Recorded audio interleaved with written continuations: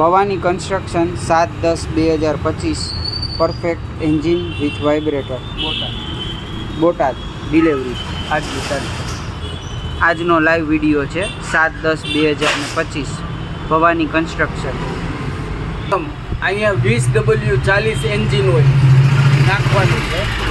અત્યારે મેં 600 ml નાખેલું છે. દર 50 કલાકે બદલવાનું છે. આની અંદર 600 ml આવે. 20W40 એન્જિન હોય બરાબર. અને હું અત્યારે અહીંથી કાઢી લઈશ હોય. તમારે અહીંયા નવું નાખી દેવાનું છે. ટેસ્ટિંગ કરવું છે એટલા માટે બરાબર. અહીંયા વાઇબ્રેટરની નીડલ લાગશે. અહીંયા બરાબર 6 પાર્ટ પ્લેન્જર જે નીડલ છે એ બરાબર આમાં લોક થઈ જવી જોઈએ. અને અહીંથી પણ લોક થઈ જવી જોઈએ. પછી આ લોક બરાબર થઈ જવી જોઈએ.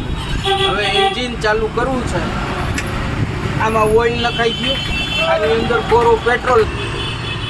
આમાં ઓઇલ નખાઈ ગયું. આમાં કોરું પેટ્રોલ નાખવાનું. પહેલાં સૌપ્રથમ આને એન્જિનની સ્વિચ આને ઓન ઉપર રાખવાની. ત્યાર પછી અહીંયા આ પેટ્રોલનો કોક છે. આ પેટ્રોલનો કોક બંધ છે. આ એન્જિનની તરફ રાખો એટલે એન્જિનને પેટ્રોલ મળવાનું ચાલુ થઈ ગયું. ટુ વ્હીલરમાં જેવી રીતે ચોક હોય એ રીતે આ ચોક છે. આ ચોક બંધ કર્યો. આ ચોક આપ્યો. જ્યારે ચાલુ કરતી વખતે ચોક આપવાનો. દોરી ખેંચીને ચાલુ થઈ ગયા પછી આને રિટર્ન કરી દેવાનું. અહીંયા લખેલું છે આ પેટ્રોલ પંપ ઓન અને ઓફ. અહીંયા લખેલું છે. આ ચોક ઓન ને ઓફ લખેલો છે બરોબર છે. હવે સ્ટાર્ટ કરતી વખતે ચાલુ કરતી વખતે આ પેટ્રોલનો કોક ચાલુ કર્યો અને આને ચોક આપ્યો. હવે હું ચાલુ કરું છું.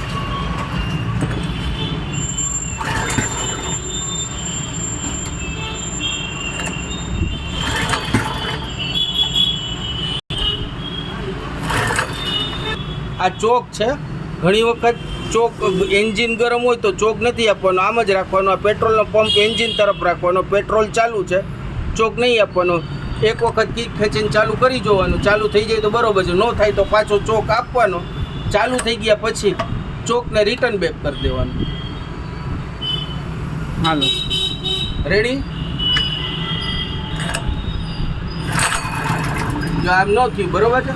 આને ચોક આપ્યો.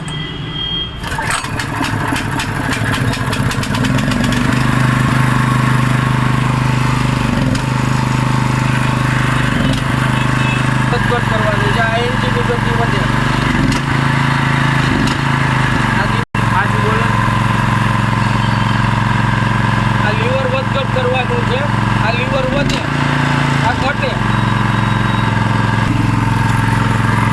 વાઇબ્રેટર બંધ કરવું હોય ત્યારે અહીંયા આ બાજુ લ્યો. આ સ્વિચેથી બંધ નહીં કરવાનું. આ પેટ્રોલ પંપ બંધ કરી દેવાનો. 5-3 મિનિટ પછી પેટ્રોલ એન્જિનને મળવાનું બંધ થઈ જશે. બંધ થઈ જાય એન્જિનની દોરી સિસ્ટમ.